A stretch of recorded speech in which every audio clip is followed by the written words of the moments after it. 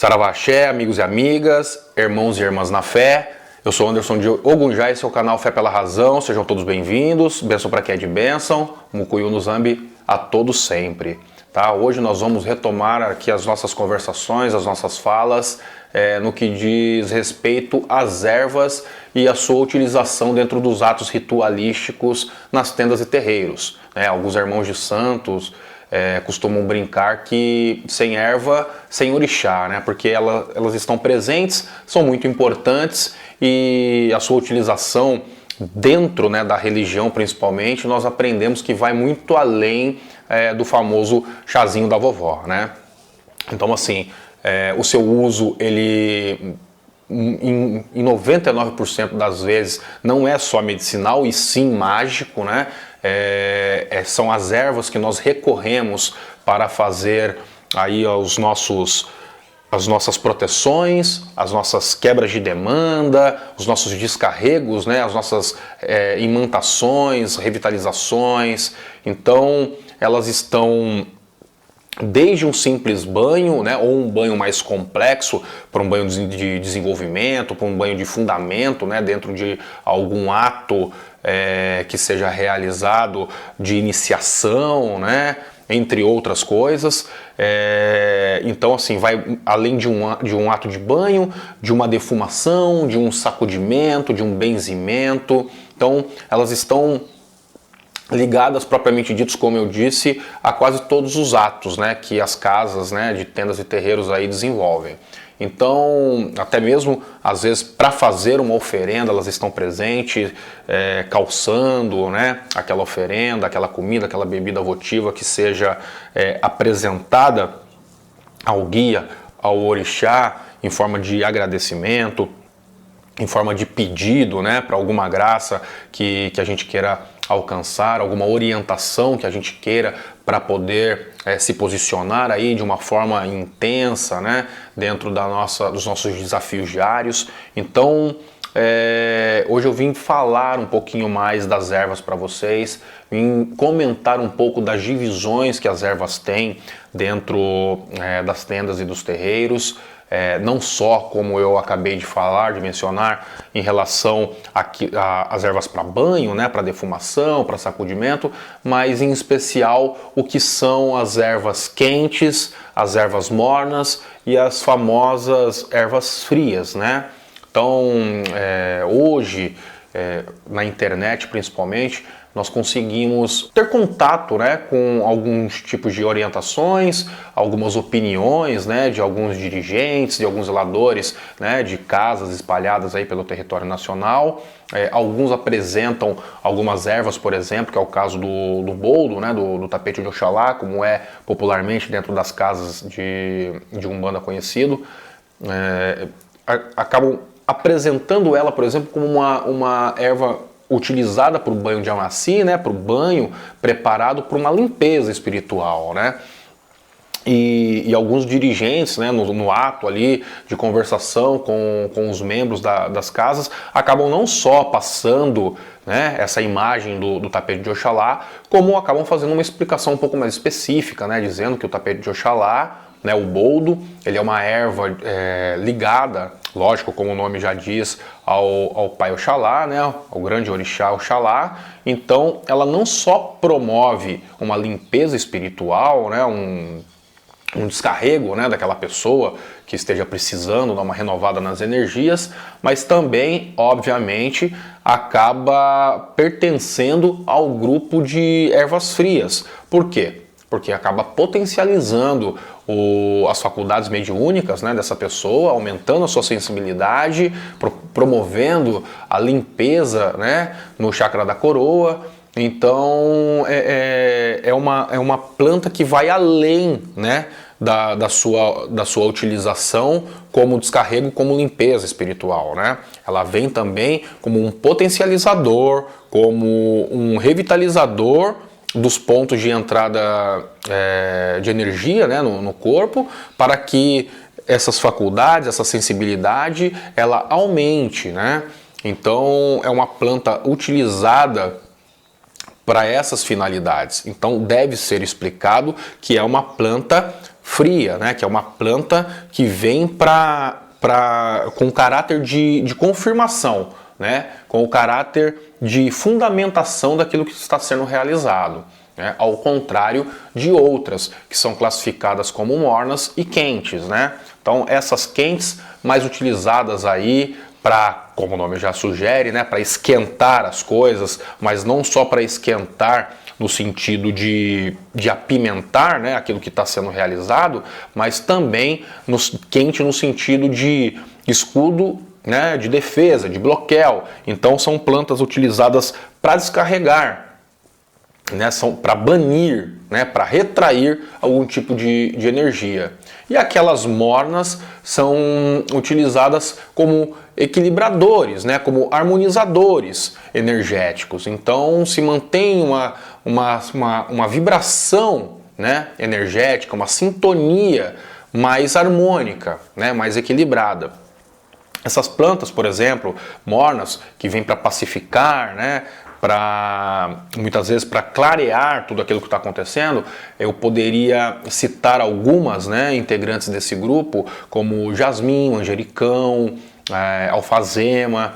Já as quentes, né, que eu falei aí, que são usadas para os descarregos, né, para as limpezas, elas podem ser açoita-cavalo, pode ser casca de alho, ela pode ser a aroeira, enfim, entre outras, né, que pertencem a esse grupo. E as frias, como eu mencionei, né, até fiz a citação do boldo, ela pode ser o louro, ela pode ser, por exemplo, o jasmim, né, ou a angélica. Então são plantas que são mais frias, né, que aguçam, como eu disse aí, a sensibilidade e promovem, lógico, que uma higiene, né, perispiritual ali, principalmente no que diz respeito aos meridianos, né, aos chakras, aos canais de entrada de energia.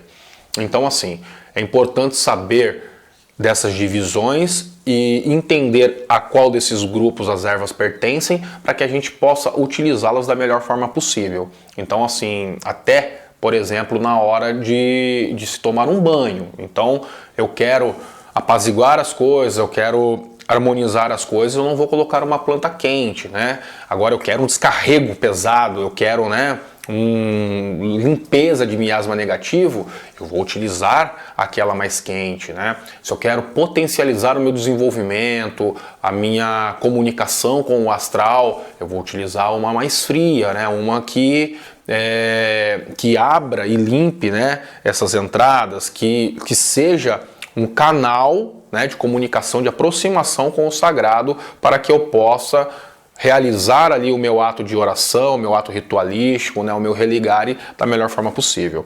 Então, eu comentei algumas das ervas, né, que são pertencentes a alguns desses grupos.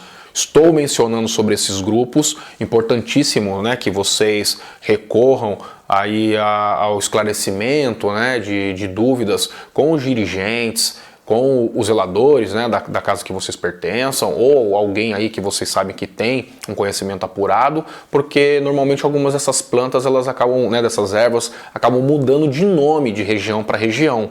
Então é importante saber o nome da planta, a qual, né, condição ela se aplica, quais são os benefícios que eu posso ter utilizando ela, e no caso que não seja de uma defumação, de um sacudimento, de uma bateção de folha, né, propriamente dito, que seja de um banho, eu tenho que saber não só para que serve, e tenho que saber como aplicar esse banho, né? Então, assim, normalmente nós dizemos que tem que ter um conhecimento apurado para se tomar um banho que seja por completo, né? Desde a cabeça do ori ao corpo todo. Então, nós sempre sugerimos que o banho ele seja ministrado do pescoço para baixo, né? Então, assim, vai tomar o banho, toma o banho do pescoço para baixo, limpa tudo que tem que limpar, a parte de cima com água corrente, água da mãe Oxum, entendeu? Que a água doce, ela promove também uma limpeza e uma reenergização, né? Principalmente do ori.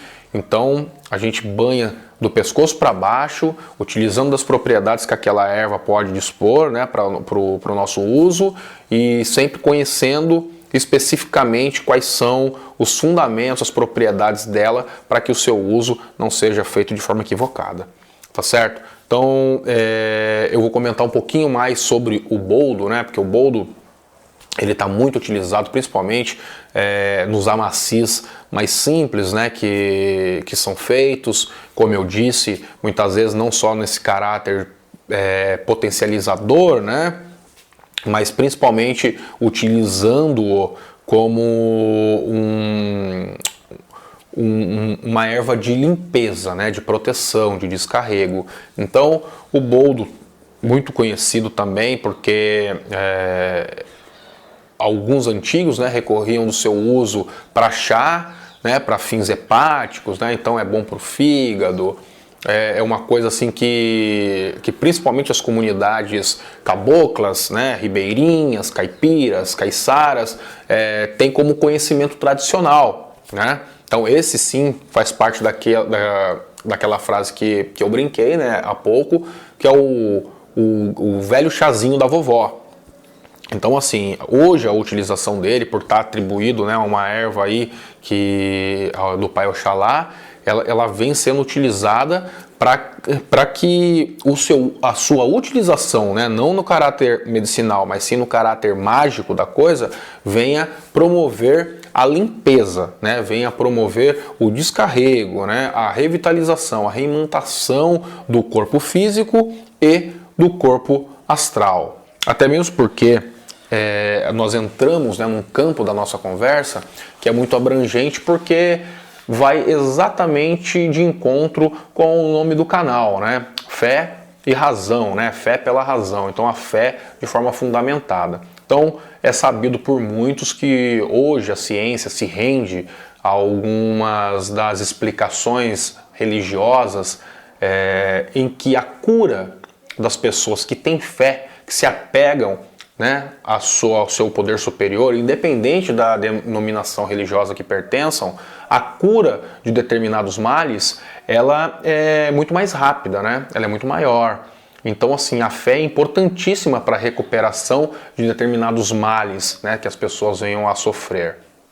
Da mesma forma que as doenças também acabam acontecendo, muitas vezes porque elas são somáticas, né? Então começa um ataque espiritual, começa uma situação de baixa frequência energética, a pessoa acaba canalizando, pensando, né? E a afirmação, reafirmação dos seus pensamentos contribuem para que aquele ataque energético, aquela obsediação, ela se torne patológica. Então ele acaba desenvolvendo, né, algum tipo de enfermidade, né, que era antes uma coisa espiritual, era uma coisa psicológica, e agora acaba se manifestando de uma forma patológica, né, de uma forma que faça a pessoa adoecer mesmo. Então, da mesma forma que a pessoa pode adoecer nesse contexto que eu acabei de explicar, ela pode obter a cura. Então, a utilização das ervas para essa finalidade, né, para promover a cura, para promover a canalização de energia que o conecte com o sagrado, faz com que ele tenha resultados assim impressionantes.